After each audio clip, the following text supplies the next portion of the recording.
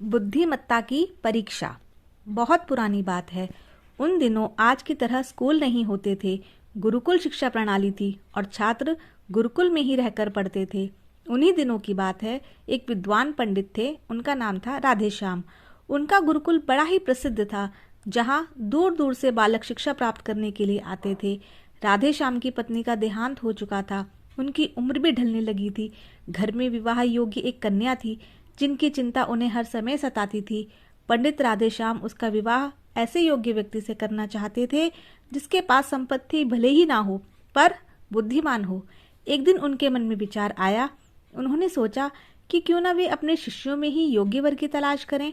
ऐसा विचार कर उन्होंने बुद्धिमान शिष्य की परीक्षा लेने का निर्णय लिया। उन्होंने सभी शिष्यों को एकत्र किया और उनसे कहा, मैं एक परीक्षा आयोजित करना चाहता हूँ। इसका उद्देश्य यह जानना है कि कौन सबसे बुद्धिमान है। मेरी पुत्री विवाह योग्य हो गई है और मुझे उसके विवाह की चिंता है, लेकिन मेरे पास पर्याप्त धन नहीं है।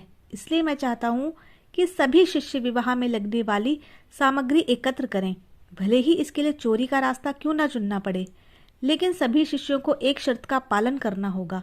शर्त यह है कि किसी भी शिष्य को चोरी करते हुए कोई देख ना सके। अगले दिन से सभी शिष्य अपने अपने काम में जुट गए।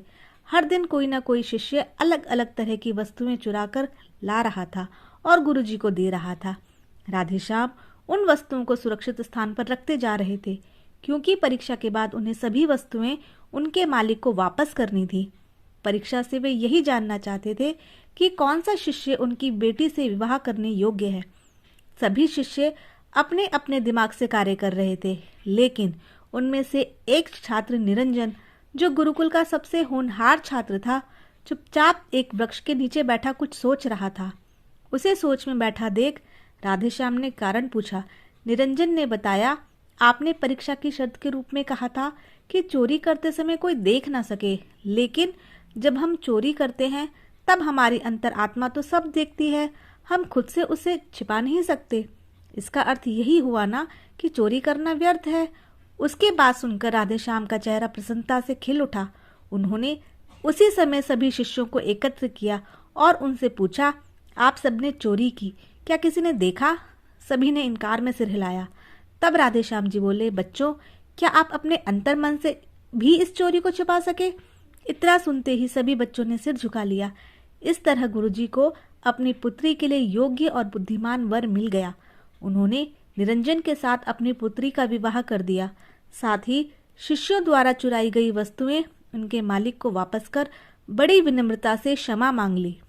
दोस्तों, हमें इस कहानी से यह शिक्षा मिलती है कि कोई भी कार्य अंतर्मन से छिपा नहीं रहता और अंतर्मन ही व्यक्ति को सही रास्ता दिखाता है।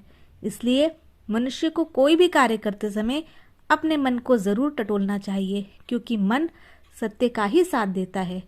दोस्तों, आप सबको ये कहानी कैसी लगी हमें ज़रूर बताइएगा, और इसी तरह की प्रेरणादायक कहानियाँ सुनने के लिए इस चैनल को सब्सक्राइब कीजिए, इस वीडियो को लाइक कीजिए और शेयर कीजिए।